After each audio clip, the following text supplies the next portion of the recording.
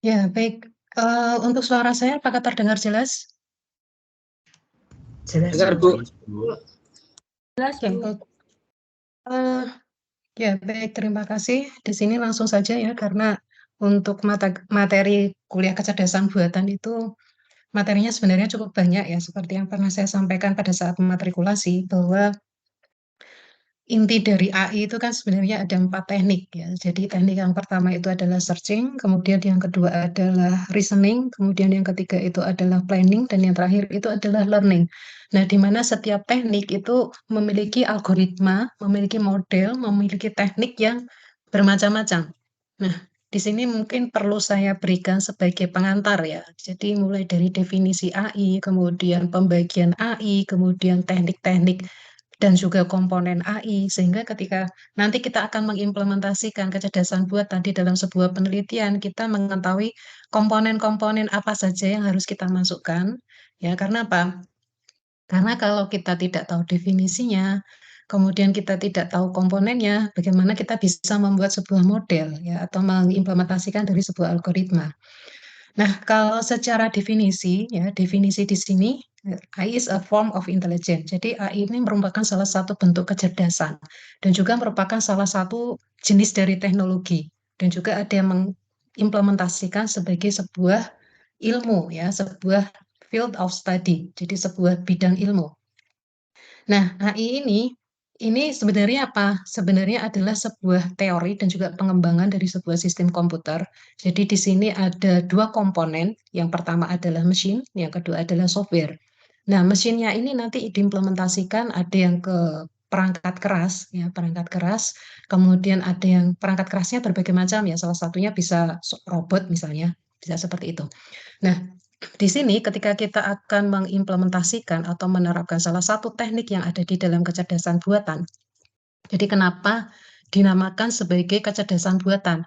Karena kita membuat sebuah mesin ya atau sebuah sistem secerdas manusia, di mana kecerdasannya itu hampir sama dengan kecerdasan manusia, bahkan bisa lebih tinggi dari kecerdasan manusia. Nah, caranya bagaimana? Dengan menggunakan pembelajaran, sehingga di dalam artificial intelligence nanti kita juga akan membagi data ke dalam beberapa jenis. Data yang nanti kita gunakan sebagai pelatihan atau training, kemudian data yang digunakan untuk pengujian atau testing, dan juga data yang digunakan untuk validasi. Ya, untuk data-data tersebut sudah saya singgung sewaktu matrikulasi di pertemuan sebelumnya ya. Nah, di sini core idea of building machine and algorithm. Jadi inti dari AI ini kita akan membangun sebuah mesin dan juga algoritma. Ya, ini saya tuliskan dalam bentuk bold. Ya, jadi inti di artificial intelligence ini kita akan membuat sebuah mesin. Mesinnya kita buat secerdas manusia, ya, atau bisa lebih tinggi dari kecerdasan manusia. Dan juga kita tambahkan di sana algoritma, supaya apa? Mesinnya ini bisa bekerja. Nah, algoritmanya itu yang membuat siapa? Kita sendiri, user. Nanti kita melihat beberapa algoritma, kemudian bisa mengembangkan algoritma atau menghibrid dari algoritma itu. Nah, untuk kecerdasan buatan, ya kecerdasan buatan ini secara umum ada yang membagi ke dalam 2 jenis. Yang pertama adalah weak AI, ya, atau AI yang lemah karena implementasinya ini hanya sederhana, dan yang kedua adalah strong AI. Ya. Nah, sedangkan yang digunakan di sini pendekatannya adalah pendekatan secara engineering. Jadi ada sistem cerdas yang digunakan untuk menyelesaikan permasalahan-masalah yang kompleks. Ya, seperti yang di pertemuan sewaktu matrikulasi ya, ketika kita memiliki masalah, masalah itu kan kita bagi dalam 2 jenis. Yang pertama adalah masalah yang sederhana, di mana masalah sederhana ini kita tidak perlu menggunakan algoritma untuk menyelesaikan masalah tersebut. Tapi kalau masalah yang kita miliki ini adalah kompleks, di sini kita memerlukan algoritma, ya. Karena seperti yang pernah kita pelajari sewaktu kita mengambil atau kita mempelajari algoritma dulu ya, algoritma dan pemrograman. Jadi algoritma ini digunakan sebagai salah satu langkah mencari solusi atau penyelesaian. Nah, penyelesaiannya itu dilakukan dengan cara bagaimana? Dengan cara mencari langkah-langkahnya atau step by step. Jadi yang nanti membedakan antara satu algoritma dengan algoritma yang lain itu adalah langkah-langkahnya. Ya, jadi misalnya saya mau menerapkan algoritma MST. MST itu apa? MST itu kepanjangan dari minimum spanning tree. Nah, di algoritma MST atau minimum spanning tree, itu ada beberapa algoritma lagi. Ada algoritma Dijkstra, kemudian ada algoritma brute force, ya, kemudian algoritma-algoritma yang lain, di mana di hampir semua algoritma itu prinsipnya sama. Mencari apa? Mencari rute yang terpendek atau shortcut path, ya, dan yang kedua adalah mencari profit yang tertinggi. Itu inti dari algoritma. Ini saya masih mereview materi terkait dengan AI. Jadi di kecerdasan buatan di sini ada dua sumber ya. Sebenarnya ini masih dari satu buku, tetapi beda edisi saja. Edisi yang sebelumnya itu tahun 95. Kemudian edisi yang lebih baru ini tahun 2021, di situ sudah ada beberapa tambahan dari algoritma, sama-sama dari karangannya Stan Russell ya. Di sini Stan Russell ini merupakan buku referensi utama yang digunakan di mata kuliah Artificial Intelligence. Nah, jadi ada 4 pendekatan. Di sana dikatakan bahwa pendekatan AI ini ada yang menggunakan sistem that thinks like human, jadi sistem yang berpikir seperti manusia. Kemudian sistem that act like human, jadi sebuah sistem yang bertindak seperti manusia. Kemudian sistem that think rationally. Nah, untuk yang pendekatan AI yang mana? Yang terakhir, yang sistem that act rationally. Jadi sebuah sistem yang berpikir secara rasional dan sistem yang bertindak secara rasional. Nah, pendekatan yang digunakan di dalam AI ini adalah pendekatan yang terakhir. Untuk contoh-contohnya di sini dijelaskan ya, ada pendekatan secara modeling ya, jadi pendekatan kognitif modeling. Ini yang digunakan di dalam sistem that think like humans. Kemudian di dalam sistem that act like human itu seperti Turing test. Ini biasanya digunakan untuk menyelesaikan masalah-masalah. Di situ sudah ada penjelasannya. Nanti bisa dibuka handbooknya ya. Handbooknya nanti saya kopikan saja, saya sharekan. Untuk handbooknya sudah saya download. Karena ini saya gunakan sebagai referensi utama untuk mengajar mata kuliah kecerdasan buatan. Nah, yang digunakan di dalam pendekatan AI itu adalah yang terakhir ya, yang sistem that act rationally. Jadi di sini ada pendekatan yang namanya rational agent, ada single agent dan juga multi agent. Jadi single agen, agen tunggal, dan juga multi. Ya, nah, di setiap agen itu memiliki sensor. Sama seperti manusia ya. Manusia ini memiliki sensor. Sensornya apa? Sensornya itu adalah mata, kemudian telinga, kemudian hidung ya untuk penciuman, kemudian lidah, dan juga sensor kulit ya. Nah, di sini kita mengimplementasikan nanti di sebuah sistem atau mesin ini juga sama.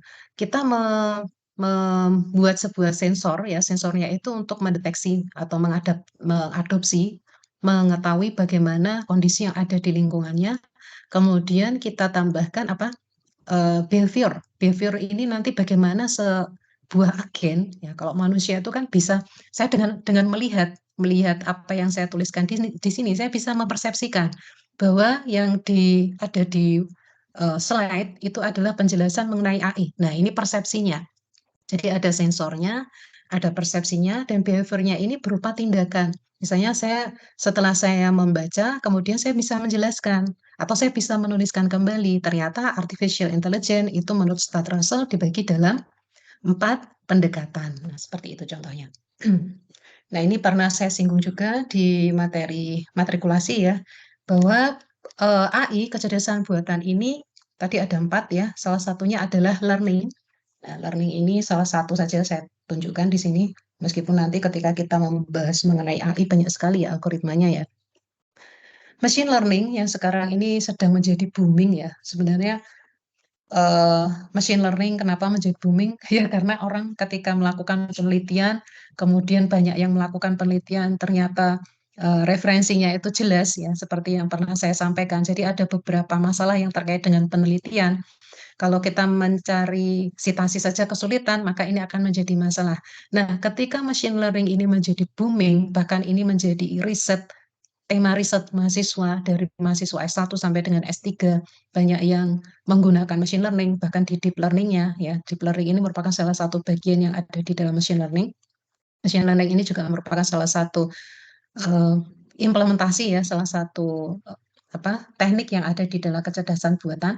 Jadi kecerdasan buatan ini kan tadi dikatakan sebagai sebuah teknologi atau sebuah teknik yang memungkinkan komputer ini akan melakukan satu tindakan secerdas manusia. Nah, di sini salah satunya teknik yang digunakan adalah machine learning. Jadi machine learning ini akan mengimprove ya, jadi melakukan suatu pelatihan ya, di sini berdasarkan pengalamannya. Jadi dia akan melatih. Nah, untuk pembelajarannya sendiri itu ada 4, jadi ada yang membagi ke dalam 2 jenis metode pembelajaran, ada yang membagi ke dalam 3 jenis pembelajaran, bahkan ada yang membagi ke dalam 4 jenis pembelajaran.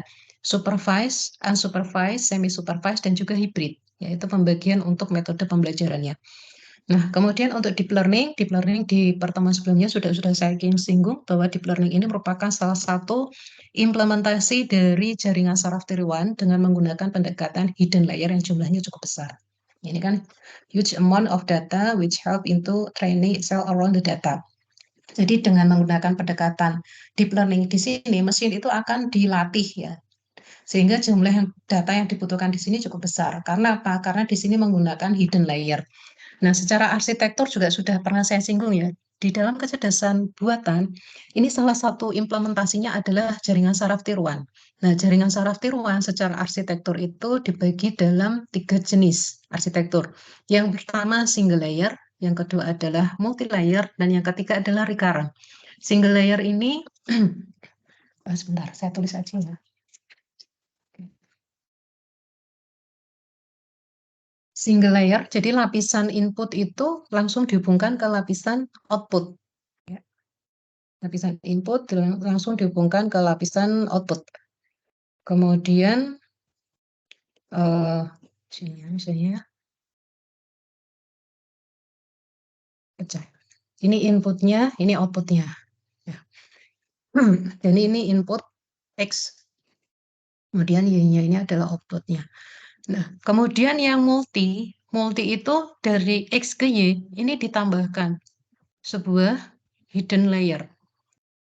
Saya asumsikan hidden layernya itu adalah Z misalnya ya. Z. Nah, seperti itu. Jadi ada tambahan layer, sehingga implementasi yang hidden layer ini yang nanti akan digunakan di dalam deep learning. Nah, ini tadi sudah saya singgung pendekatannya. Jadi ada searching, kemudian reasoning, planning, dan juga learning. Nah, kita lihat untuk yang pembelajaran, jadi ada 2 pendekatan. Yang pertama adalah rule-based approach, jadi pendekatan yang berbasis aturan. Dan juga yang kedua adalah learning-based approach, jadi pendekatan berbasis pembelajaran. Kita lihat perbedaannya di sini. Di sini untuk yang rule-based approach mengacu kepada model AI, di mana ada relasi atau pola dari data yang didefinisikan oleh developer. Nah, developer di sini bisa programmer ya. Jadi ketika kita akan membuat model AI, kita akan mencari relasi atau polanya dulu yang ada di dalam data. Misalnya ya, tadi kita membagi data itu dalam 3 atau 2 jenis. Data yang kita gunakan untuk training dan data yang kita gunakan untuk testing. Nah, kita membuat relasinya berupa apa? Berupa pola, kita menentukan polanya. Tetapi pada learning based approach ini, pendekatan yang berbasis pada pembelajaran, di sini mengacu pada model AI, di mana relasi atau pola di dalam data ini tidak didefinisikan. Artinya bagaimana? Kalau kita melihat learning based approach, ini menggunakan pendekatan unsupervised. Sehingga ketika kita memiliki data, di mana kita akan mencari relasi atau pola dari sebuah data, maka data ini akan dilatih secara otomatis. Berbeda dengan yang rule-based approach ya. Rule-based approach kita menggunakan aturan, kita yang menentukan aturannya. Aturannya berupa apa? Biasanya dituliskan dalam bentuk if then. Seperti ini. Ya. If then. Nah, if then ini merupakan rule yang biasa digunakan. If ini isinya berupa apa? If ini isinya berupa antecedent. Jadi, if antecedent, then consequent. Ya. Antecedennya itu adalah sekumpulan nilai input ya, atau sekumpulan nilai parameter input, parameter masukan yang kita gunakan di dalam penelitian. Misalnya untuk nilai X-nya itu dari X1 sampai dengan Xn. Kemudian then consequent ini adalah nilai outputnya, yaitu nilai Y. Nilai Y-nya ada berapa output yang kita tentukan. Misalnya kalau kita mau mengimplementasikan di bidang industri ya, di bidang industri misalnya di eh, pemasaran ya, untuk pemasarannya misalnya untuk menentukan hasil pemasaran, apakah hasil pemasarannya ini baik ataukah sedang ya ataukah buruk. Berarti nilai Y-nya ini kita tentukan ada 3 nilai Y ya. Jadi if antecedent then consequent. X-nya itu adalah sekumpulan nilai input yang kita gunakan atau parameter input yang kita gunakan. Y-nya adalah berapa nilai output ya, berapa nilai output yang kita yang kita tentukan ya. Bisa juga nanti nilai Y-nya itu juga lebih dari 3. Ternyata nilai Y-nya ada 5 ya. Nilainya ada 5. Misalnya kita bagi agak baik, cukup baik ya, kemudian baik, kemudian sedang, kemudian baik dan sangat baik misalnya seperti itu. Nah, itu nanti outputnya itu kan nilai Y-nya. Nah, ini yang membuat aturannya atau rule-nya itu adalah kita. Kemudian untuk yang learning based, jadi pendekatannya tadi ada 2 ya. Yang rule itu kita menentukan, artinya di sini itu ada labelnya. Jadi di sini ini ada pelabelannya. Kalau learning based ini tidak ada. Ya, jadi relasi atau pola di dalam data itu sudah ditentukan. Sehingga ketika ada data yang baru, karena ini biasanya dilakukan di training ya, di sisi training.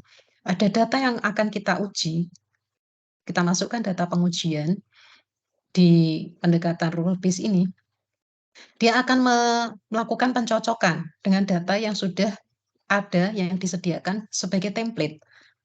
Ya. Kalau ternyata pada saat dicocokkan ternyata salah, nah akan dihitung berapa akurasi pembacaan benarnya. Berbeda dengan yang learning based. Jadi di sini tidak ada pelabelan. Ya, berbeda dengan yang rule based. Kalau rule based itu kita menyediakan template-nya, rule-nya. Nah, kalau learning based dia akan melakukan pembelajaran itu secara otomatis. Nah, di sini pendekatannya data yang digunakan cenderung random. Ya, ini. Nah, misalnya di sini kita lihat untuk yang learning dan rule based ya. Jadi di bagian rule based ini kita sudah membuat relasinya, polanya. Misalnya kita akan mengklasifikasi buah itu dalam 3 jenis, ya 3 jenis atau 2 ya. Di sini ada 2 ya, apel dan juga pisang.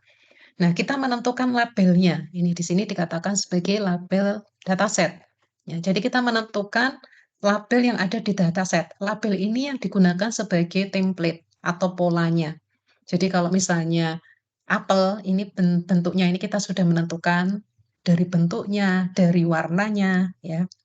Kemudian untuk pisang juga sama. Pisang itu ada beberapa jenis pisang ya, ada pisang Ambon, pisang emas, pisang raja dan sebagainya.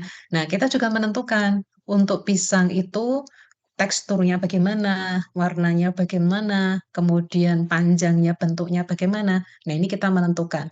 Jadi kita membuat pola atau pelabelan di bagian dataset. Jadi pada saat kita membuat sebuah sistem di sini ya, di sini ya. Nah, kita membuat model AI-nya, kita tentukan aturannya. Aturan yang menentukan siapa tadi? Developer atau programmer atau user. Nah, di sini ketika ada data yang lain, data pengujian, data testing, ini akan dilakukan pencocokan dengan template yang sudah disimpan. Ya. Nah, kalau ternyata setelah diuji, ternyata di sini dibaca bukan data A ya, misalnya untuk apel itu A, kemudian pisang itu B. Bukan data A, maka dia akan dibaca sebagai B.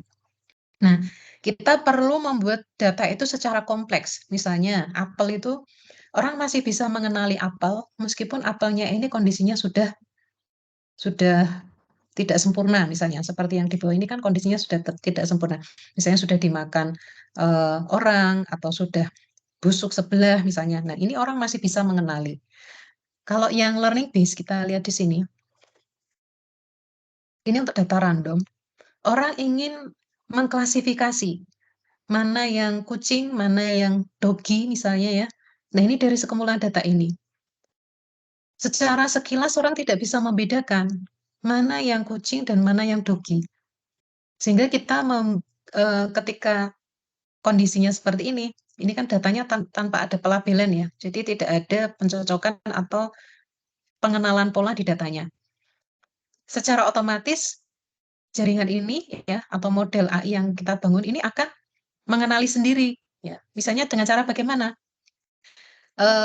Kita menentukan kalau ini misal salah satu contohnya kita bisa menggunakan salah satu metodenya untuk clustering karena di clustering itu kan jadi ada dua ya, pengenalan itu ada dua untuk pengenalan di bagian pengelompokan. Yang pertama itu adalah klasifikasi, kemudian yang kedua adalah clustering. Nah, clustering itu digunakan untuk mengelompokkan atau membagi data, ya, data-data berdasarkan eh, metode atau pembelajaran secara unsupervised. Sedangkan untuk yang klasifikasi menggunakan pendekatan pembelajaran secara supervised. Jadi ada proses pembelajaran secara terbimbing ya. Itu memang secara algoritma berbeda. Nah, kemudian untuk project AI sendiri sama seperti ketika kita akan membangun sebuah sistem ya. Ketika di sini kita akan membangun project AI, maka kita dihadapkan pada langkah-langkah ya. Jadi langkah-langkah ketika kita akan membangun sebuah proyek dari kecerdasan buatan. Mulai dari problem scoping, jadi kita mengerucutkan, membuat lingkup dari permasalahannya, kemudian data acquisition ini terkait dari bagaimana kita mengambil data.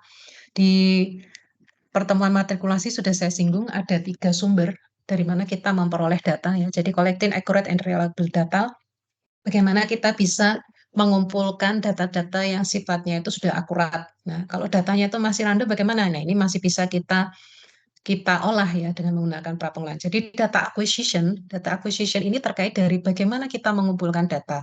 Ada 3 sumber seperti yang pernah saya singgung di pertemuan sebelumnya. Yang pertama adalah personal, yang kedua adalah primer, dan yang ketiga adalah sekunder. Nah, data, kemudian ini data dieksplorasi ya, data dieksplorasi artinya bagaimana? Data ini akan dilihat terlebih dahulu. Apakah ada yang crop, apakah ada yang redundant, apakah karena seperti yang sudah saya jelaskan bahwa data itu berdasarkan jenisnya dibagi dua, data yang digunakan apakah masuk ke analog atau digital, kemudian berdasarkan ukurannya ya, dilihat apakah merupakan jenis yang karakter ataukah yang image ataukah yang audio, animasi atau jenis data yang lain. Sehingga di sini kita eksplorasi terlebih dahulu datanya, baru kita gunakan model ya. Model bisa menggunakan deep learning, ya, bisa menggunakan machine learning atau teknik-teknik yang ada di dalam kecerdasan buatan. Nah, setelah itu baru kita lakukan evaluasi. Evaluasi kalau modelnya itu sudah selesai, ya, sudah selesai kita bangun, kita lakukan pengujian, baru kita lakukan evaluasi. Nah, di sini sebelum kita melakukan evaluasi, kita lakukan juga validasi, ya, validasi terhadap model yang sudah kita bangun tadi. Kemudian penerapannya bidangnya apa saja banyak sekali ya. Di sini sepertinya semua bidang itu bisa masuk untuk kecerdasan buatan ya.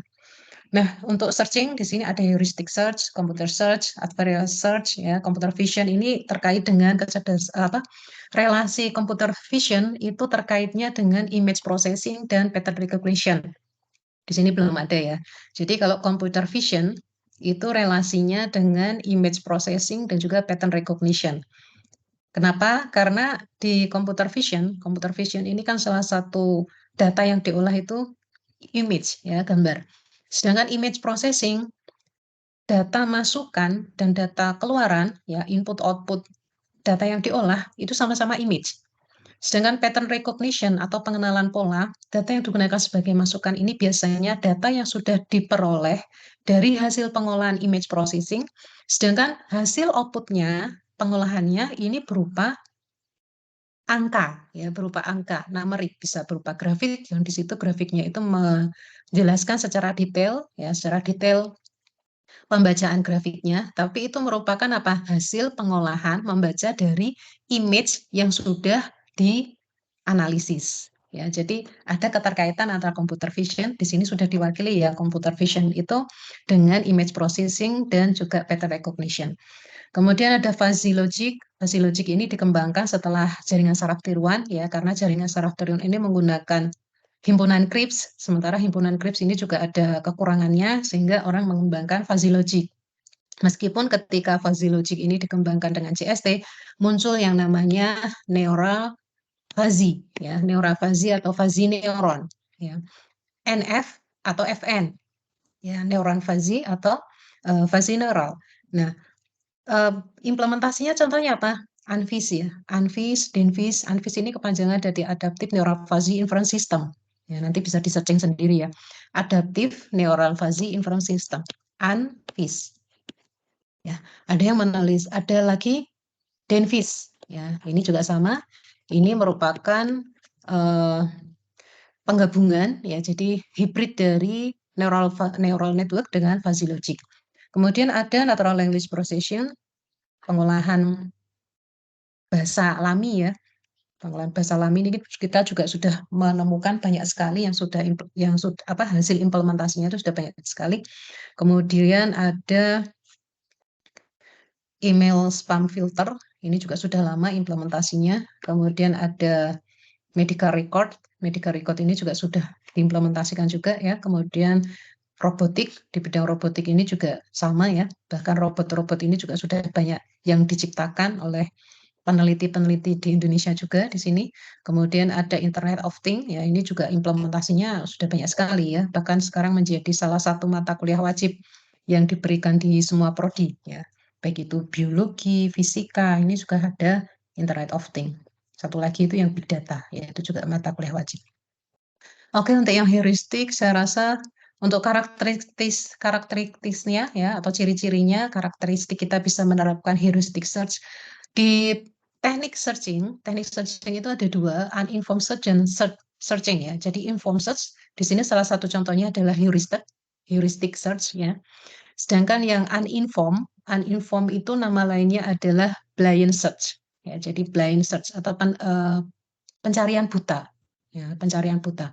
Nah, yang menggunakan informed search salah satunya di sini adalah heuristik. Algoritma yang lain ada tidak? Ada, namanya Dijkstra. Itu juga menggunakan pendekatan informed search. Karakteristiknya nanti dibaca sendiri saja. Nah, ini untuk yang computer vision karena data yang digunakan untuk mengenali ya, data yang akan digunakan untuk pengenalan ini adalah image ya. Jadi datanya jenis yang image. Sehingga computer vision ini tadi sudah saya singgung bahwa computer vision ini memiliki relasi dengan image processing dan juga pattern recognition. Nah, kalau pengolahan yang di image processing itu banyak sekali ya, pernah saya tuliskan juga di matrikulasi. Jadi ada data yang diakuisisi terlebih dahulu, jadi terkait bagaimana data ini di-capture, data itu diambil ya dengan menggunakan sebuah perangkat keras. Kemudian data ini akan dikenali terlebih dahulu apakah data-data tersebut itu memiliki noise atau tidak ya. Jadi bisa dilihat dari seperti ini saja ya. Kalau kita melihat data ini sepertinya resolusinya tidak bagus ya, blur ya. Sehingga ketika kita melihat gambarnya itu seperti kurang jelas. Nah, bagaimana kita bisa mengetahui bahwa gambar itu kualitasnya baik atau tidak? Kita bisa melihat kualitas dari sebuah gambar dari histogram sebuah gambar. Nah, histogram itu masuknya di image processing. Ya, jadi kita bisa mengetahui kualitas sebuah gambar itu dari histogramnya. Nah, ada dua teknik ya, atau dua algoritma di histogram itu. Yang pertama adalah EGHIS. Ini kok pecah ya. Besok saya carikan yang nggak pecah ininya. EGHIS, dan yang kedua adalah spesifikasi histogram. Jadi yang pertama adalah ekualisasi histogram, yang kedua adalah spesifikasi histogram.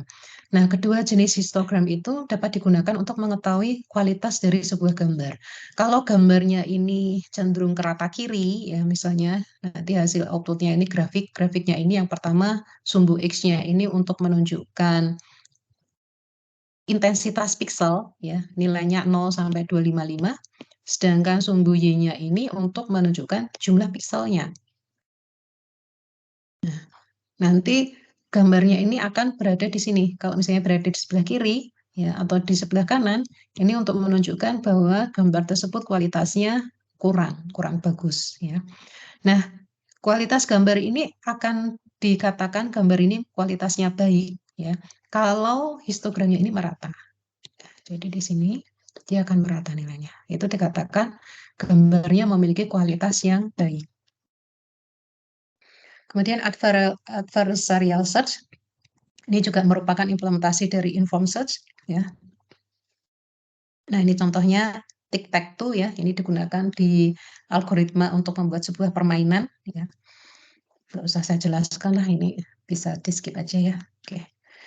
Untuk fuzzy logic ini menggunakan pendekatan eh, nilai antara ya, antara kemungkinan hingga ketidakpastian. Jadi untuk menerapkan fuzzy logic ini kita perlu memperhatikan beberapa parameter, diantaranya adalah bagaimana fungsi keanggotaannya, kemudian pendekatan dari fungsi keanggotaan ya. Jadi ada, kalau fungsi keanggotaan itu kan ada trapesium, kemudian ada segitiga, kemudian ada eh, apa namanya, yang kotak itu ya, persegi panjang gitu ya. Nah ini ketika kita menerapkan fuzzy logic. Nah kita juga bisa mengetahui bahwa oh ini menggunakan fuzzy itu dari mana? Dari parameter yang digunakan. Ya, dari parameter yang digunakan. Jadi nilai-nilainya ini, baik nilai value-nya maupun variabelnya ini menggunakan linguistik. Linguistiknya kita bisa melihat dari seperti ini ya, like, moderate ya. Jadi penggunaan sedang, baik, buruk itu menunjukkan bahwa nilai atau variabelnya adalah fuzzy. Nah, sementara implementasinya sudah banyak ya, dari game sampai peralatan-peralatan rumah tangga, ini banyak yang menggunakan implementasi dari fuzzy logic, AC, vacuum cleaner, kemudian mesin cuci, ya camcorder, ini kamera yang digunakan untuk merekam, kemudian game ini ya, game fuzzy, ya ini yang sebelah kanan. Kemudian untuk contoh yang natural language processing, ini banyak sekali ya, ini di sini. Ini contohnya untuk pengenalannya tidak perlu saya jelaskan, saya skip saja karena ini masih pengantar. Kemudian untuk planning ini implementasinya salah satunya untuk TSP ya, TSP. Kemudian implementasi yang lain juga banyak ya, nanti bisa dibaca di handbooknya sendiri. Untuk yang learning ini ada beberapa pendekatan, ada neural network, kemudian evolutionary, kemudian ada reinforcement. Yang tambahan yang baru itu diantaranya di sini adalah reinforcement learning. Nah ini yang deep learning ya, itu yang atas ya. Yang meskipun arsitekturnya mengambil dari arsitektur dari JST yang multi-layer. Nah ini tadi ya, jadi agen ini memiliki sensor dan juga behavior sama seperti ketika kita akan membangun sebuah program. Ketika kita akan membangun sebuah program, kalau kita menggunakan pendekatan pemrogramannya itu adalah OOP ya, Object Oriented Programming, pemrograman yang berorientasi pada objek, maka sebelum kita membuat objek, kalau di sini diasumsikan agen ini adalah objeknya. Nah, sebelum kita membuat objek, maka kita harus membuat kelasnya terlebih dahulu. Karena kelasnya itu merupakan blueprint atau prototype atau wadah atau template. Ya, jadi kita buat sebuah kelas, kemudian dari kelas yang sudah kita create, kita buat objeknya. Nah, baik kelas maupun objek itu memiliki dua komponen utama ya. Dua komponen ini harus ada. Komponennya apa? Yang pertama adalah atribut.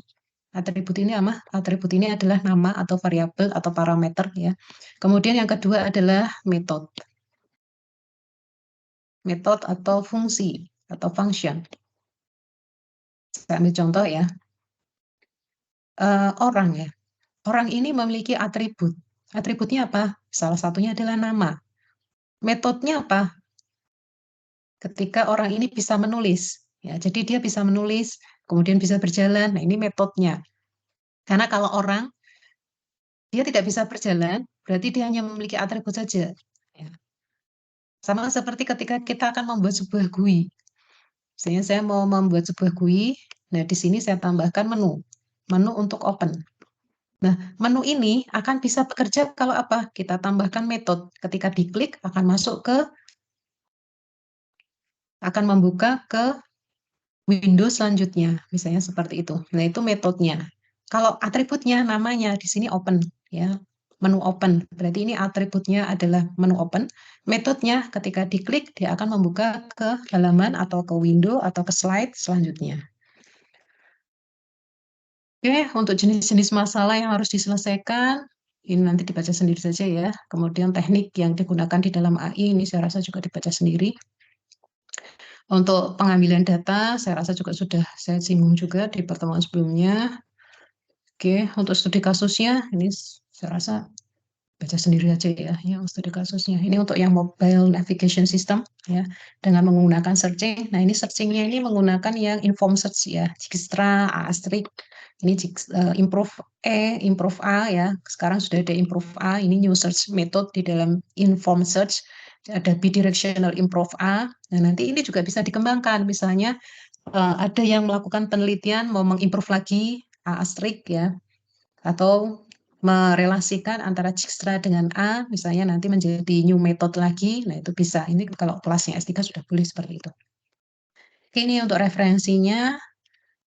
Ya, oke. Ada pertanyaan sampai di sini? Kalau tidak ada, saya lanjutkan ke slide yang selanjutnya untuk pertemuan kedua. Ya, ya. Mau tanya sedikit Bu Oki, terkait dengan apa bagian dari AI itu ada machine learning dan ada deep learning. Itu perbedaan yang signifikan di antara keduanya itu apa Bu Oki? Saya masih kurang ini ya. Mungkin karena belum banyak membaca. Atau teman Bu Oki? Iya, ya memang harus banyak membaca dulu. Jadi kita bisa membedakan mana yang digunakan untuk kecerdasan buatan. Yang penting begini, ketika kita akan mengenali sesuatu ya kita akan membuat model. Karena untuk S3 itu kan kita tidak perlu mempelajari teori yang cukup banyak. Tapi satu saja yang penting itu mendukung disertasi. Karena pada saat ujian disertasi, mahasiswa itu akan ditanya sangat detail mengenai disertasinya. Jadi saya sering menyarankan kepada mahasiswa yang mengambil mata kuliah, terutama untuk mata kuliah pilihan ya, baik itu untuk mahasiswa S1, S2 maupun mahasiswa S3, ketika mengambil mata kuliah itu jangan sekedar mengambil mata kuliah. Misalnya temannya mengambil mata kuliah A, kemudian ikut-ikutan begitu ya, tapi disesuaikan dengan tema risetnya. Kalau risetnya SI, ya, sistem informasi, ada mata kuliah SI, tapi kok ngambilnya robotik. Nah, misalnya karena mayoritas mahasiswa banyak yang meminati robotik, seperti itu. Nah, itu sebaiknya jangan. Nah, di sini juga sama. Ini belum tentu nanti mahasiswa yang mengambil kecerdasan buatan, disertasinya itu semuanya tentang kecerdasan buatan. Karena apa? Karena kecerdasan buatan ini kan terkait dengan algoritma ya, seperti yang tadi sudah saya singgung bahwa algoritma yang digunakan itu cukup banyak. Ya, jadi algoritma yang dijelaskan itu kan cukup banyak, sehingga kita perlu mengetahui algoritma-algoritma tersebut. Karena pernah ada mahasiswa yang menulis formula itu adalah persamaan yang ditulis ini karena disitasi ini dengan ada beberapa tingkatan untuk mensitasi. Di sini sebelum saya jawab dulu, perlu saya sampaikan ada beberapa tingkatan untuk mensitasi ya. Jadi kita akan mensitasi ini mengambil referensi dari mana, ini harus kita perhatikan. Karena mayoritas orang itu akan mencari mudah. Ya, pertama apa? Karena kita di Indonesia ya. Di Indonesia berarti referensi yang akan kita cari pertama kali ini yang berbahasa Indonesia itu yang pertama kali. Jadi bisa dari buku teks atau bisa dari paper-paper. Nah, kalau tingkatannya yang paling bagus yang mana? Yang pertama dari jurnal internasional yang bereputasi. Ini tingkatan yang pertama. Kemudian yang kedua dari proceeding internasional yang juga terindeks. Kemudian yang ketiga adalah dari handbook. Textbook itu tidak masuk. Kenapa? Karena ketika kita melihat buku-buku teks yang itu diterbitkan di penerbit-penerbit, itu tidak ada proses review. Kenapa? Ini pernah terjadi ya, mahasiswa itu menulis formula, ngambil dari salah satu buku teks, ini mahasiswa S2 kasusnya. Ternyata apa? Formulanya salah, gitu ya. Formulanya salah, persamaannya salah. Padahal persamaan itu diimplementasikan dalam sebuah program, programnya itu digunakan untuk membuktikan sebuah model, sebuah metode. Nah, ini bisa menjadi fatal. Karena apa? Kalau persamaannya salah itu bisa fatal akibatnya. Sehingga tadi tingkatannya ketika kita akan menggunakan referensi, kita harus mencari referensi yang utama terlebih dahulu. Handbook itu diperbolehkan karena handbook atau monograf ketika itu dipublish ada proses review di sana. Berbeda dengan buku-buku teks. Ya, termasuk jurnal pun juga sama. Apakah jurnal nasional itu tidak boleh asal jurnal nasionalnya itu yang sudah terakreditasi. Karena jurnal nasional yang tidak terakreditasi itu reviewnya sangat mudah sekali. Ya, jadi bahkan malah ada beberapa kasus itu yang jurnal-jurnal yang masih baru, ya, itu tidak ada proses review di situ. Sehingga ini kan perlu diperhatikan ya untuk referensi tersebut. Nah, kemudian tadi terkait dengan apa namanya perbedaan antara mesin dengan kecerdasan buatan ya. Deep learning dan machine learning. Nah, machine learning dengan deep learning. Ya. Jadi kalau kita membaca ya, deep learning ini adalah bagian dari machine learning. Ini yang perlu diingat terlebih dahulu. Jadi deep learning karena tadi di PPT tadi, coba saya tampilkan lagi PPT-nya sebelum masuk ke sini ya. Saya tampilkan lagi. Oke. Sebentar saya share lagi untuk PPT-nya. Ya, ini. Nah, di sini untuk machine learning ya. Machine learning itu kalau PPT-nya ini sudah punya belum ya? PPT-nya sudah ada belum ya? Belum punya, Bu. Belum. Oh, baik. Nanti saya share.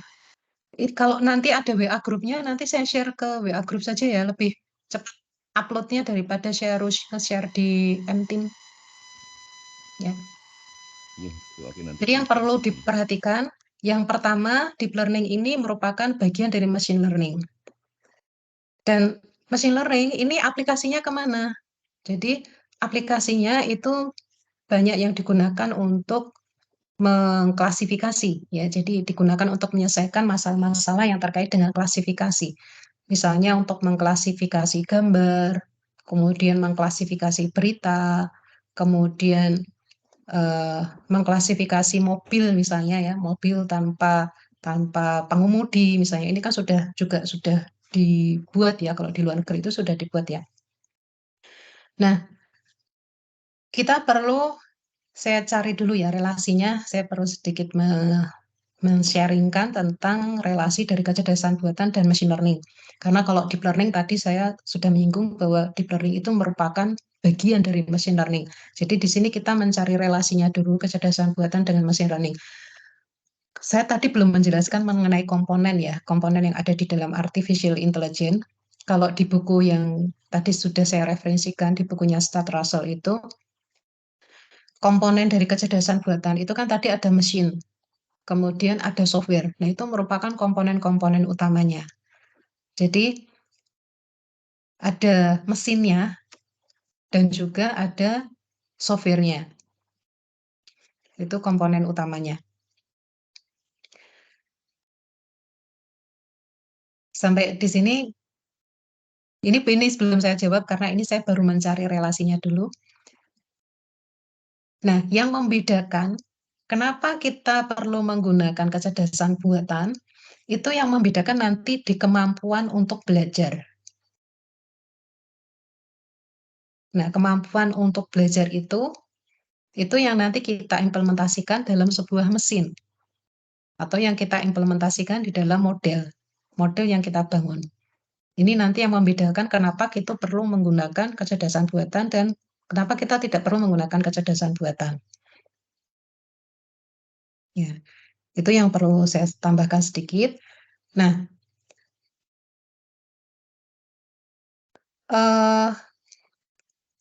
kalau kecerdasan buatan itu kompleks sekali ya, karena kecerdasan buatan ini sifatnya itu interdisiplin ilmu ya. Jadi ilmunya itu berbagai macam.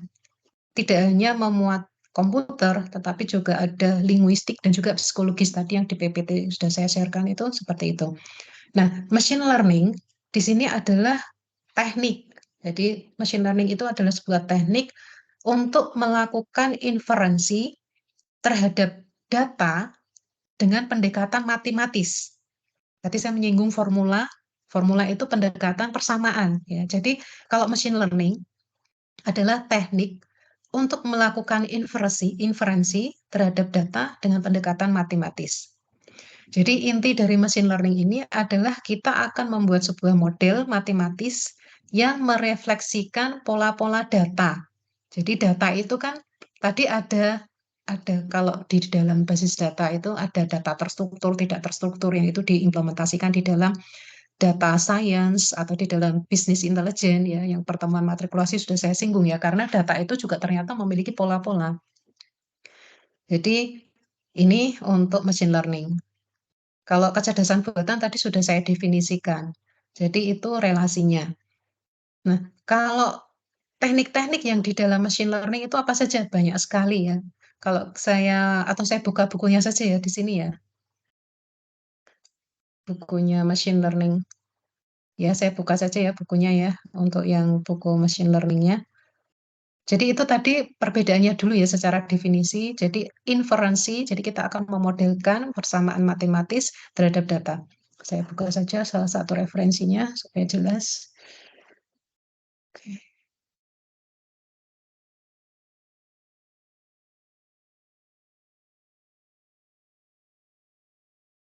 Ya, saya ambil dari handbooknya.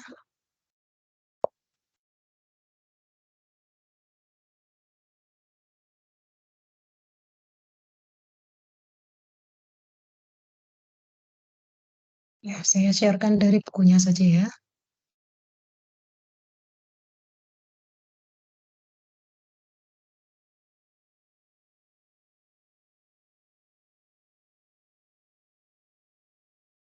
Sebentar, ini agak lama ini koneksinya. Sebentar. Saya close dulu semuanya ini.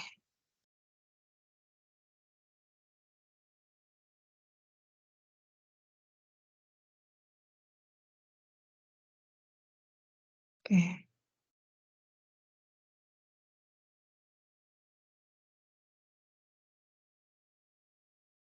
Ya, sudah terlihat ya ini ya untuk bukunya. Edisi yang keempat ini tahun 2020 ya, bukan 2021 ya. Ini buku utama dari pendekatan kecerdasan buatan. Kemudian di sini ada, ya intinya kalau buku ini sudah selesai dibaca itu nanti kita bisa membedakan mana yang masuk ke machine learning, mana yang masuk ke deep learning gitu ya.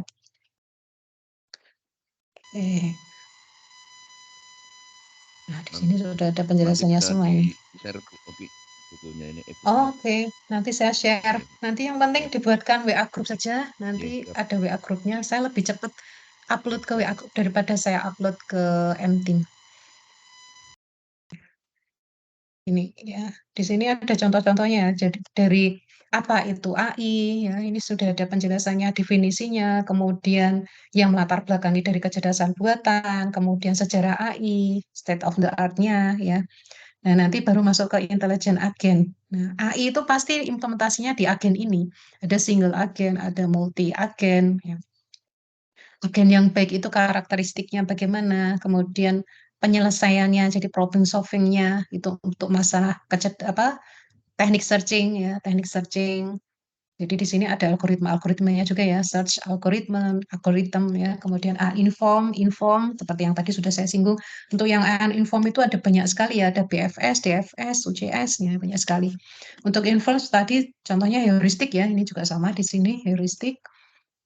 Kemudian search in complex environment. Nah, ini juga contoh-contohnya ya, banyak ya itu ya. Adversarial search ya. Implementasinya di dalam game. Kemudian CSP, ini nggak perlu semua dibaca. Nanti yang kira-kira diminati yang mana? Kalau bagian yang diminati itu yang terakhir berarti yang ini, yang nah ini multi agen ya, multi agen decision making. Karena yang membedakan kapan kita menggunakan yang single agen atau yang multi agen itu nanti dalam menyelesaikan masalah. Untuk menyelesaikan masalah ini kan decision making, jadi untuk membuat keputusan. Ya. Kemudian kita perlu mengetahui karakteristik dari single agen dan multi agen. Kemudian nih, ini machine learning. Jadi kalau mau nanti silahkan ini dibaca sendiri. Di sini contohnya banyak sekali ya bentuk-bentuknya, kemudian teknik pembelajarannya supervise. Implementasinya salah satunya di sini dalam bentuk decision tree, sesuai dengan namanya. Jadi pohon keputusan, kita membuat pohon keputusan.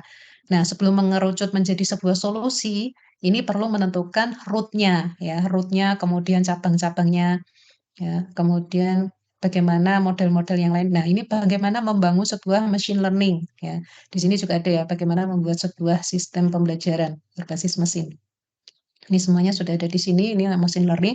Kemudian ini deep learning, ya, ini deep learning juga ada di sini ya, simple feedforward network, biasanya menggunakan arsitektur seperti ini. Nah, terkadang mahasiswa itu ketika menggunakan metode ini untuk yang machine learning, di sini kita lihat, untuk yang machine learning itu kan banyak ya, modelnya itu banyak. Nanti bisa pilih salah satu dari penjelasan yang ada di sini, termasuk yang di deep learning, yang terkadang mahasiswa itu lupa membuat arsitekturnya. Kemarin juga ada mahasiswa yang sudah lulus, itu ternyata apa? Di situ dijelaskan membuat model. Nah, modelnya ini tidak sekedar parameter yang ditulis, tetapi harus ada arsitekturnya. Jadi arsitektur itu nanti terkait dari berapa layer yang digunakan, jenis layer yang digunakan, kemudian relasinya, cara kerjanya, ini harus dijelaskan semua. Jadi tidak sekedar parameternya saja, ya. Ini sering sekali mahasiswa itu melakukan kesalahan ketika mau mengimplementasikan salah satu model, modelnya itu tidak ada kejelasannya arsitekturnya bagaimana, komponennya apa, ya itu yang perlu diperhatikan. Kemudian, nah ini untuk reinforcement learning juga sama ya, ini di bagian terakhir karena learning itu tadi dimaksudnya sebagai salah satu teknik yang terakhir di dalam kecerdasan buatan. Oke, ini sudah ada semua di sini ya, nanti tinggal dibaca sendiri. Oke, kalau intinya tadi di PPT saya sudah ada. Saya lanjutkan ke PPT selanjutnya saja. Begitu ya Pak ya. Intinya memang harus dibaca dulu. Nanti kalau sudah dibaca satu buku itu pasti bisa lah insya Allah. Siap, insya Terus Allah. ini juga ada lagi. Ini saya tampilkan juga. Ini saya ada beberapa referensi. Ini terkait, nah ini khusus deep learning. Nanti kalau memang ada yang tertarik untuk deep learning, saya kopikan juga materi ini. Method and application. Jadi metodenya bagaimana dan aplikasi-aplikasinya itu apa saja di deep learning ini. Nah, ini untuk yang kelasnya S3 ini nanti model-model hibrid seperti ini misalnya ya, bagaimana menghibrid sebuah metode ya. Kemudian ini ya. Nah, ini ranahnya S3 ini kok ini. Aplikasi-aplikasinya. Ini banyak sekali nanti dibaca, ini bisa jadi mengerucut untuk disertasinya ya. Kalau saya tidak berani menawarkan, karena kalau menawarkan itu saya tanggung jawabnya besar. Dulu saya pernah menawarkan untuk TA ya, 10 judul yang saya tawarkan, saya pusing karena apa? Sampai analisis yang membuat saya. Jadi sejak itu saya sudah tidak berani menawarkan lagi. Saya harus menyediakan datanya, buat programnya, bahkan sampai menganalisis ya, itu fatal bagi saya. Ya. Oke, saya rasa itu. Ada lagi pertanyaan? Ada pertanyaan lagi? Satu lagi, ini referensi yang saya gunakan. Ini terkait dengan machine learning, kalau tadi deep learning ya. Ini satu lagi, sebentar. Jaringannya agak lambat ini, jadi saya tidak berani menyalakan kameranya. Nah, ini pattern recognition and machine learning. Jadi ini khusus membahas mengenai pengenalan pola dan juga machine learning. Jadi ada tiga referensi, kalau ini halamannya 750, tadi yang start Russell 2500 sekian ya, yang foundation deep learning tadi sekitar 200 halaman. Ya, minimal kalau yang tertarik di machine learning bisa langsung membaca di referensinya saja untuk machine learning, jadi tidak perlu semua dibaca. Ini untuk neural network-nya, kemudian metode kernelnya, untuk metode regresi. Jadi intinya kalau kita menggunakan machine learning atau deep learning, ini kita harus mencari formulanya terlebih dahulu, persamaan. Karena pendekatan yang digunakan itu matematis modelnya. Gitu. Gitu ya. Ini untuk, nah ini model-modelnya banyak sekali. Ini kalau materinya 1 jam nggak cukup ini untuk menjelaskan ini. Ya, jadi nanti silahkan dibaca sendiri saja dulu. Nanti sambil kembangkan lagi untuk risetnya. Begitu, Pak. Pak siapa tadi yang bertanya ya? Pak Triharaharjo. Iya, Triraja dan Ya, satu lagi boleh Bu Oki. boleh. Silahkan. Iya. Kalau misalkan kita akan membuat satu klasifikasi dari sebuah objek berdasarkan citranya, itu sebaiknya kita menggunakan harus sampai ke pattern recognition atau cukup menggunakan computer vision saja, Bu Oki? Jadi sebenarnya begini Pak, computer vision ini kan gabungan ya. Jadi computer vision itu malah sudah gabungan. Kalau pattern recognition ini kita hanya mengenali polanya saja. Jadi lebih kompleks yang mana? Lebih kompleks yang computer vision. Karena kalau diterjemahkan computer vision ini kan visi komputer. Jadi bagaimana komputer ini akan membuat visi dari data-data yang sudah diolah tadi. Outputnya hampir sama. Outputnya itu adalah data-data numerik yang sudah diolah. Inputnya apa? Inputnya adalah data gambar. Jadi semua data yang digunakan untuk pengolahan, karena tadi saya sudah menyinggung bahwa pengolahan citra atau image processing itu kan berrelasi dengan computer vision dan juga pattern recognition. Jadi computer vision ini menggabungkan antara image processing dan juga pattern recognition. Kalau pattern recognition ini dia hanya mengenali dari data yang tadi sudah diperoleh dari image processing. Jadi data yang digunakan sebagai masukan itu data yang sudah diolah. Saya tampilkan sebentar ya untuk image processing-nya ya. Jadi nanti biar ada gambaran untuk image processing-nya. Sebentar saya tampilkan dulu. Oke.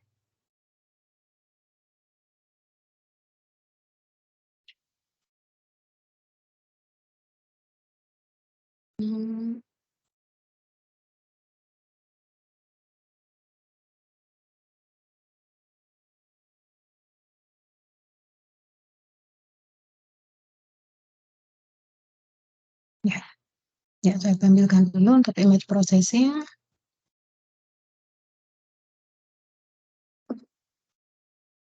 Ya, sudah terlihat ya di situ ya. Sudah terlihat di situ? Sudah kelihatan. Sudah, ini Bu. tahapan-tahapan Sudah. yang ya baik. Ini tahapan-tahapan yang kita terapkan ketika kita akan menggunakan image processing. Nah, image processing atau pengolahan gambar itu kan ada dua. Jenis data gambar itu juga ada dua. Data gambar yang audio analog ya. Misalnya di pertemuan sebelumnya saya sudah mencontohkan ya, gambar-gambar analog ini diperoleh dari akuisisi perangkat analog. Contohnya apa? Kamera analog. Kemudian kalau di kedokteran itu ada pemeriksaan seperti yang kita lihat hasil CT scan. Nah, itu contohnya data-data analog semua itu. Tapi kalau kita mengambil gambar, misalnya kita menggunakan kamera handphone ya. Kamera handphone, kemudian kita mengambil gambar. Nah, gambar yang kita ambil dari handphone itu kan ada filenya. Nah, itu sudah bentuknya sudah digital.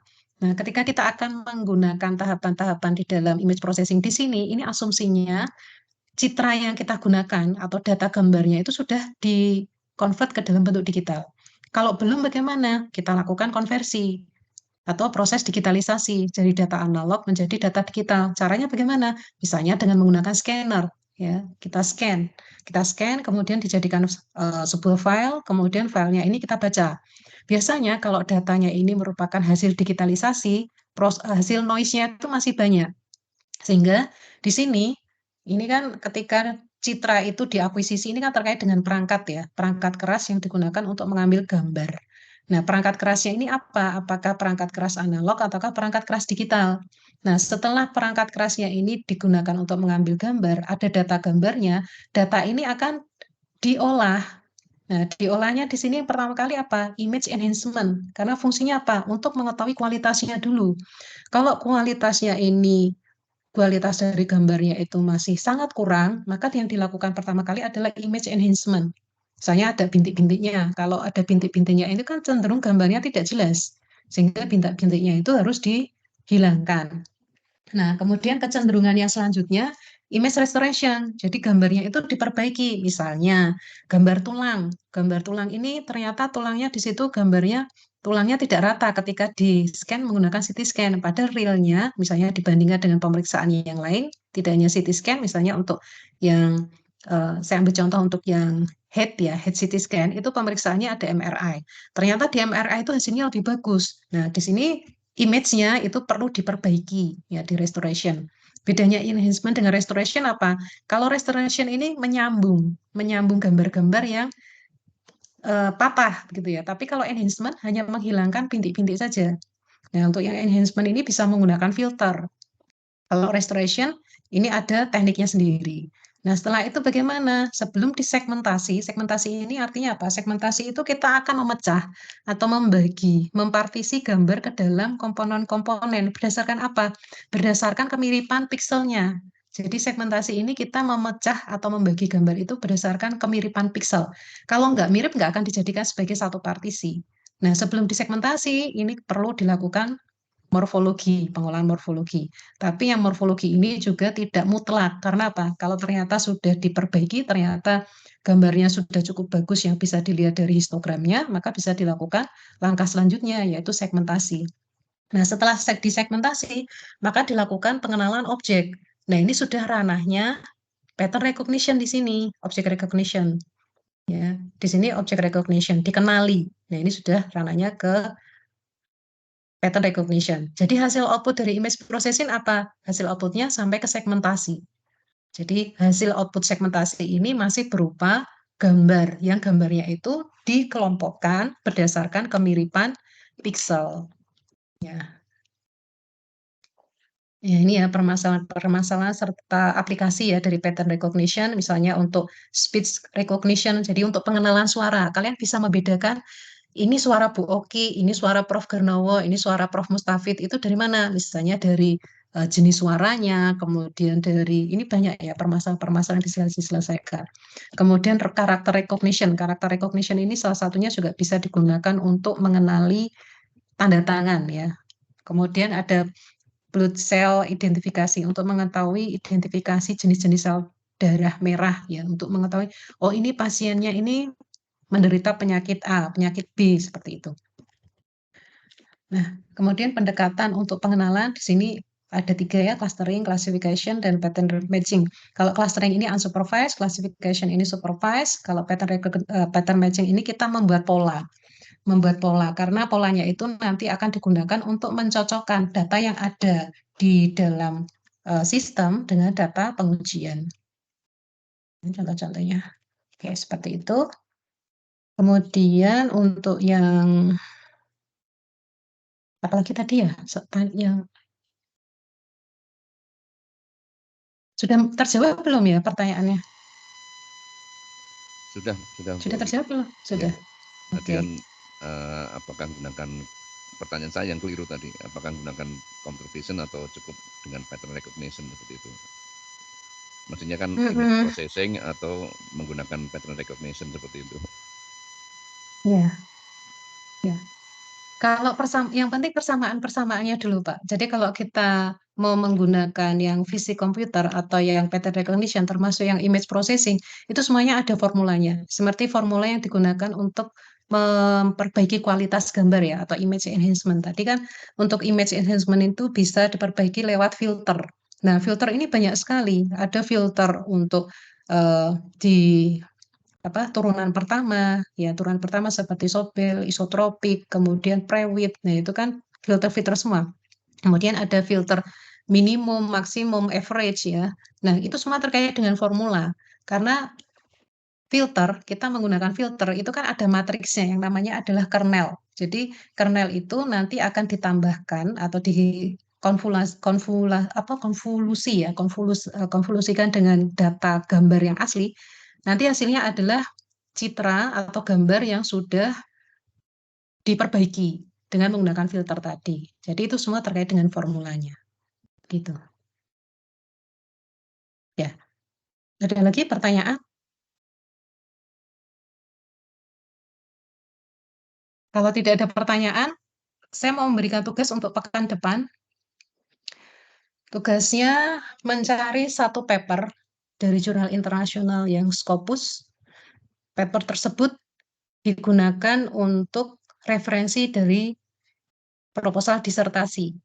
Jadi 1 paper saja ya, karena kalau di proposal disertasi itu kan minimal harus ada 10 paper. Saya minta 1 paper saja. Silakan dicari, tidak harus terkait dengan kecerdasan buatan, bebas ya.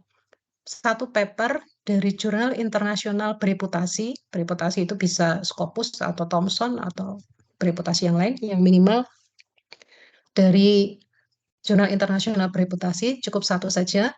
Kemudian diterjemahkan kembali. Jadi papernya itu dibaca secara detail, mulai dari abstraknya, ya, mulai dari abstraknya. Bentar saya buka dulu ininya. Mulai dari abstrak, kemudian pendahuluan, latar belakang, sampai ke bagian kesimpulan. Bagian kesimpulan.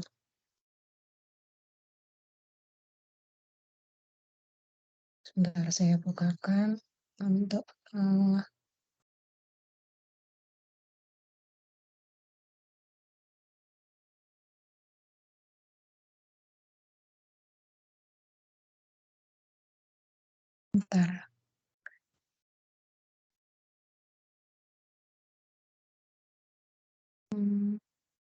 Atau saya tunjukkan dulu ya papernya ya, supaya nanti ada gambaran. Oke, saya tampilkan dulu papernya.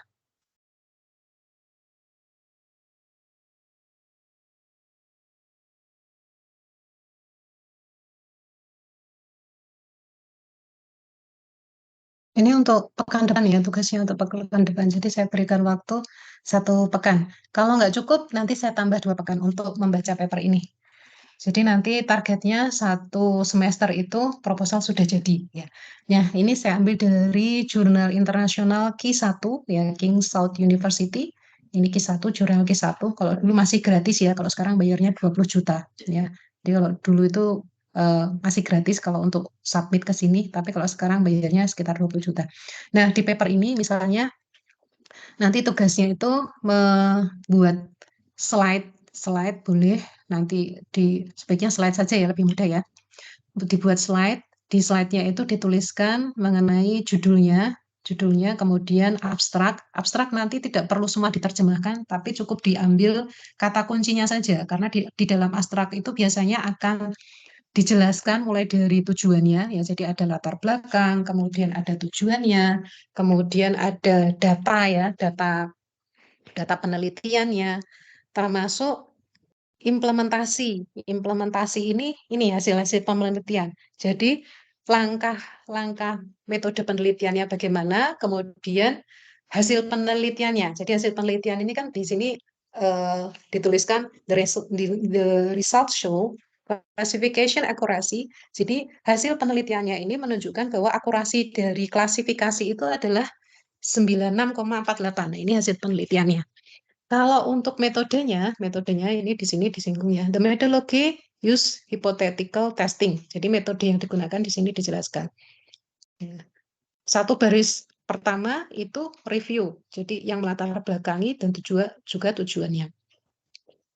Data yang digunakan di sini untuk mengklasifikasi ya. Jadi data yang digunakan adalah hasil EEG dari sinyal EEG untuk pasien epilepsi nanti untuk mendeteksi itu. Nah, di introduction ini biasanya ketika kita mensitasi itu akan muncul semua di sini. Di introduction, kemudian teori maupun metode itu akan muncul sitasi-sitasi yang kita gunakan. Nah, terkadang mensitasi itu juga boleh. Misalnya dalam 1 paragraf ini ada 5 sitasi seperti ini ya.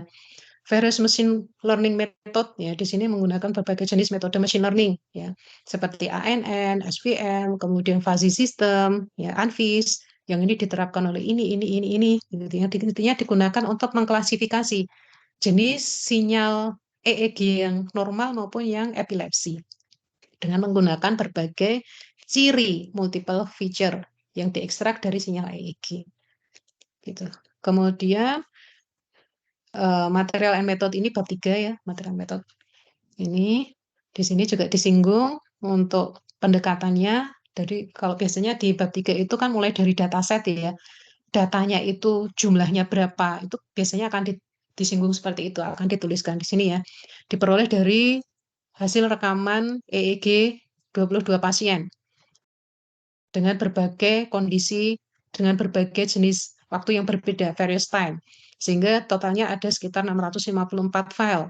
Jadi 654 file ini diperoleh dari 22 pasien. Ya. Kemudian karena ini datanya data EEG itu kan elektroencephalogram ya, jadi data sinyal ya, sinyal, sehingga kalau sinyal ini juga ada resolusi dan juga ukuran 256 16 bit resolution. Ya. Nah, kalau mau dispesifikan lagi juga boleh di sini. Misalnya 22 pasien ini diperoleh dari pasien yang usianya berapa sampai berapa, dan juga pasiennya itu laki-laki dan perempuannya berapa. Ini kan di sini dispesifikan ya. 5 male, sebentar ya. Ini saya tak absen dulu ya. Saya absenkan dulu nih, takutnya nanti waktunya habis saya nggak bisa mengabsenkan. Sebentar, saya absenkan dulu. Saya seringnya lupa waktunya udah habis, nanti mahasiswanya nggak absen. Kembali lagi ke sini. Oke. Ya, jadi di data tadi itu meskipun sudah dituliskan ada 22 pasien, ini didetailkan kembali. Misalnya dari 22 pasien ini yang laki-laki itu ada 5, kemudian yang female, yang perempuan itu ada 17, yang usianya berada di antara 1,5 sampai 22. Ya, misalnya seperti ini.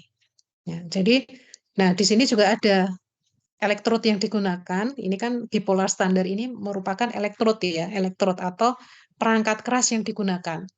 Ada yang menggunakan 12 elektrod, ada yang menggunakan 9, ada yang menggunakan, nah itu nanti kalau perlu dituliskan juga di sini di datasetnya. Kalau di papernya ada ya, kalau di papernya ada, kalau di papernya nggak ada yang tidak usah. Nah, biasanya nanti akan dibuat perbandingan seperti ini. Jadi nanti kalau mahasiswa yang S3 ini, yang Bapak Ibu semua ini nanti membuat papernya ini sudah runtut seperti ini, nanti ketika submit ke jurnal internasional, biasanya revisinya hanya revisi minor, reviewnya itu sedikit. Tapi kalau tidak mengacu seperti ini, kalau untuk jurnal internasional Scopus, itu kemungkinan besar akan di-reject. Ya, jadi kalau jurnal internasional itu datanya itu harus jelas. Ya. Kemudian yang kedua, previous result-nya juga harus jelas. Jadi previous result itu penelitian-penelitian terdahulu yang disitasi di dalam sebuah paper, dan biasanya yang akan digunakan sebagai sitasi itu adalah paper-paper yang terbaru. Ya, disarankan 5-10 tahun terakhir. Ya, jadi ini untuk membandingkan, jadi berbagai jenis author, kemudian metode yang berbeda, outputnya itu apa saja, apakah hanya akurasi saja, atau ternyata ada pengukuran yang lain, ternyata tidak hanya akurasi, tapi juga sensitivitas, spesifisitas, kemudian ada FRR, ya, dan sebagainya. Nah, ini. Kemudian yang terakhir, nanti di bagian ini ya, di bagian implementasi ya, hasil penelitian. Nah, implementasinya, result and discussion itu biasanya juga akan membandingkan hasil penelitiannya dengan hasil penelitian orang lain. Saya rasa itu ya, ini sampai gambar-gambarnya tidak usah semua, nggak apa-apa ya, yang utama saja. Misalnya dari paper ini yang nanti kira-kira akan dijadikan sebagai paper utama. Kalau untuk disertasi itu kan tetap nanti harus ada ini ya, harus ada apa namanya? Paper-paper yang menjadi referensi utama. Jadi ada 10 paper misalnya, 10 paper yang itu merupakan pendukung dari proposal. Nanti dari 10 itu hanya ada 1, 2, 3 referensi utama saja yang itu akan di-reference untuk proposal disertasi. Ya, ini untuk tugas pekan depan. Ada pertanyaan sampai di sini? Izin bertanya, Bu. Ya. Untuk tugasnya tadi mau mengkonfirmasi saja apakah harus dalam bentuk presentasi, PowerPoint, atau dalam bentuk dokumen Word. Word juga boleh. Berarti intinya merangkum satu jurnal referensi yang kemudian kita artikan dalam bahasa Indonesia ya, Bu? Ya, dan itu diutamakan untuk ini ya, nanti untuk proposal disertasi. Karena saya tujuannya supaya nanti disertasinya itu sudah nyicil dari paper ini. Karena kan nanti disertasi juga harus ada ini, harus ada paper-paper yang di-reference. Oke, baik. Baik, terima kasih, Bu. Ya, ada lagi pertanyaan?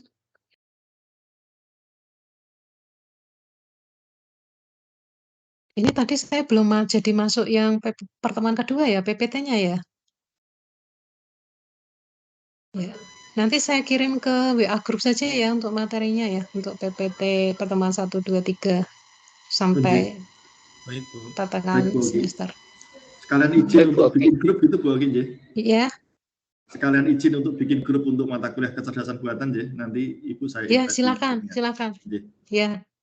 Semua materi yang mahasiswa mata kuliah yang saya ampuh sepertinya juga ada WA grupnya ya untuk memudahkan saya berkoordinasi. Karena untuk materi-materi itu kalau saya upload ke MTeam ini agak lama ya MTeam-nya.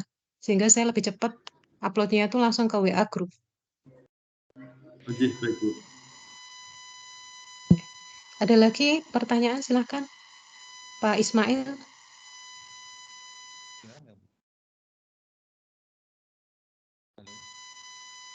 Izin tanya Bu Oki, untuk pekan Ya, depan silakan. kita tetap online atau di kampus offline? Saya ini bingung ya Pak ya, karena apa? Saya tuh sudah pesan yang ngatur jadwal, karena kan jam 7 tadi saya harus ngajar di Tembalang, offline. Jam 10 kalau offline saya berarti ngajar di Pasca, setengah 4 saya ngajar di ekonomi itu di Tembalang. Jadi saya naik turun, itu waktunya untuk perjalanan aja setengah jam nggak cukup. Jadi paling tidak itu Tembalang Pasca itu kan 1 jam ya. Sehingga saya memilih offline karena online karena apa? Biasanya daripada naik turun lebih baik semuanya saya isi materi dari jam 7 tadi saya juga ngajar, jam 10 ngajar. Yang penting kan materi tersampaikan, tidak ada yang saya kosongkan, tapi saya juga tidak terlalu capek karena pas setengah 4 nanti saya masih ngajar. Nah, kalau setengah 4 itu selesainya sekitar setengah 6. Ya, jadi saya naik turun itu juga capek. Saya sudah pesan yang ke pembuat jadwal ya. Sebelum IRS itu keluar, saya sudah pesan yang mata kuliah itu kan saya ngajar dari ekonomi S1 teknik komputer, kemudian S2-nya MSI dan juga MTE mahasiswa teknik elektro itu saya ngajar yang S2, yang S3 itu DSI. Saya sebenarnya pengennya ngurangi ngajar. Kalau saya boleh tidak ngajar di SI saja saya alhamdulillah gitu loh, saya tidak perlu ngajar. Tapi ternyata saya masih diplot, bahkan yang tahun lalu saja kan saya diplot 2 mata kuliah EOT ya, EOT dan juga kecerdasan buatan. Yang EOT saya lepas karena apa? Saya satu saja sudah kewalahan karena saya juga masih menjadi pengelola. Ya, dengan 10 kelas itu bagi saya terlalu banyak ya. Saya sampai nggak sempat waktu untuk istirahat itu kurang gitu ya. Kalau saya boleh melepas saya lepas saja DSI dan yang MTI itu saya lepas. Tapi tidak boleh ya karena ya tetap ngajar, tapi konsekuensinya seperti tadi. Ini saya kalau mau offline, saya harus melihat dulu. Karena kalau yang offline itu bareng ya, yang termasuk yang tadi pagi itu sebenarnya untuk yang Tekom, S1 Tekom itu saya minta diplot 1 hari di hari Jumat. Besok pun saya ngajar Tekom itu 2 kelas. Jadi supaya sama itu supaya nanti saya nggak naik turun. Tapi ternyata dari pihak akademiknya itu miskom. Yang ekonomi juga sama. Yang ekonomi itu saya kan awalnya dijadwal hari Senin ya, jadi Senin Selasa. Jadi prediksi saya Rabu Kamis itu saya full ke Pasca. Tapi ternyata kan jadwalnya yang ngeplot ada yang di pihak fakultas gitu ya. Jadi akhirnya saya minta jadwal tapi nggak tersampaikan. Jadi ya percuma gitu ya. Jadi yang ini yang penting saya masih bisa ngajar. Nanti kalau misalnya saya terpaksa tidak ada karena harus ada kegiatan yang lain, minimal materi setengah semester dan juga handbook referensi itu sudah saya berikan. Ya, saya minimal itu. Jadi kalau saya ditanya offline-nya kapan, saya sendiri juga belum tahu. Karena yang offline itu saya juga harus milih ya. Kalau yang untuk S1 itu saya offline kan, itu pertemuan 1, 2, nanti kalau sudah saya berikan tugas. Karena S1 itu langsung dilepas juga tidak bisa. Jadi harus ada pengarahannya dulu, baru nanti akan saya berikan tugas. Karena langsung ke tugas itu banyak yang mereka itu belum tahu ya, apalagi mahasiswa semester 2 ya, yang semester 6 pun ya itu juga masih sama gitu ya, seperti itu. Jadi saya tidak bisa langsung berikan tugas. Nanti nunggu sampai 2 atau 3 pertemuan baru saya berikan tugas. Kalau saya sudah memberikan tugas, nah saya baru bisa mengajar offline untuk yang pasca. Ini saja yang DSI itu kan ternyata ada 2 kelas kan. Saya mintanya juga digabung saja karena yang kelas Rabu jam 13 itu bentrok dengan saya ngajar di S2 MSI. Itu jamnya sama. Jadi saya kenapa kemarin ini karena saya online kan, jadi saya bisa. Kalau offline saya tambah pusing karena apa? Kalau offline berarti nanti saya kosongkan aja, saya ngajar yang Rabu online. Kalau mau seperti itu nggak apa-apa, nanti saya berikan tugasnya saja di hari Kamis untuk yang kelas offline gitu. Karena ini mata kuliahnya sama, tapi kelasnya beda-beda. Sementara kan saya sendiri untuk ngajarnya itu juga banyak ya. Jadi ngajar S1, ngajar S2, yang S2 saja itu yang MTE saya ngajarnya malam tadi malam setengah 7. Itu juga saya online kan. Kalau offline yang sudah pasti sudah saya lepas. Mau diajar dosen yang lain silakan saja, materinya saya berikan. Saya materi 1 semester sudah siap. Tinggal melepas nggak bagi saya nggak masalah gitu ya. Gitu ya. Jadi kalau untuk menentukan online offline sementara saya belum bisa. Kalau sementara yang penting saya bisa ngajar gitu saja dan saya tidak langsung memberikan tugas. Kalau tugas paper itu saya rasa saya tidak memberikan tugas ini pun nanti ketika Bapak-bapak Ibu membuat proposal disertasi itu pasti juga akan membaca paper. Nah, itu jadi saya sekaligus kan, paper yang digunakan untuk disertasi ini saya jadikan sebagai tugas. Oke, saya rasa itu. Ada lagi pertanyaan? Matur nuwun Bu Oki. Ya, Nanti sama-sama. mohon materi yang PowerPoint dan yang tadi yang e-book ya Bu Oki di share Ya, grup kalau sudah dibikin. ya, Matur nuwun. siap. Ya, sama-sama. Ada lagi? Kalau tidak ada, untuk pertemuan hari ini saya cukupkan. Terima kasih sudah join di perkuliahan kecerdasan buatan Menurut saya Bu Oki untuk presensi siang. sudah semua nggih. Saya Sudah, tadi bisa agak dicek terlambat saja. soalnya masuknya. Sudah Coba semua, dicek Pak. saja, Oh, itu sudah. Oh iya, Sudah semua, Pak. siap. Ya, baik. Biasanya mahasiswa dari S1 sampai S3 itu yang ditanyakan absen dulu, Pak. Jadi sebelum saya lupa mengabsenkan, pasti saya absenkan dulu. Karena pengalaman yang sudah-sudah itu saya mengisi materi, tahu-tahu jamnya sudah habis, masih kuliah gitu ya. Ternyata SOSO-nya udah ditutup, saya nggak bisa mengabsenkan kalau sudah ditutup. Yang bisa nanti Mas Aji paling ya. Ini kan daripada tadi lupa saya absenkan sebentar. Oke, saya rasa itu saja nih untuk yang pertemuan hari ini. Insya Allah untuk yang minggu depan sudah saya berikan tugas tadi. Kalau memungkinkan nanti tugasnya bisa di-cancel, bisa ditunda dulu. Saya akan masuk ke pertemuan, tapi kalau tidak memungkinkan tugasnya bisa dilanjutkan. Tapi minimal untuk materi yang pertemuan 1-2 nanti akan saya kirimkan ke WA Group dan juga untuk referensinya. Ya, saya rasa itu sekali lagi terima kasih. Semoga semuanya dalam keadaan sehat dan bisa menyelesaikan Amin. studinya Amin. tepat waktu. Amin. Terima Ya, kasih. Amin. selamat Terima siang. kasih Bu Ya, Oki. selamat siang. Terima kasih, Assalamualaikum Bu Oki. warahmatullahi Terima kasih Bu. wabarakatuh. Nggih, Sama-sama. sami-sami. Nggih. Nggih. Waalaikumsalam. Nggih, mohon izin live. Oke, Iya, Bu. oke.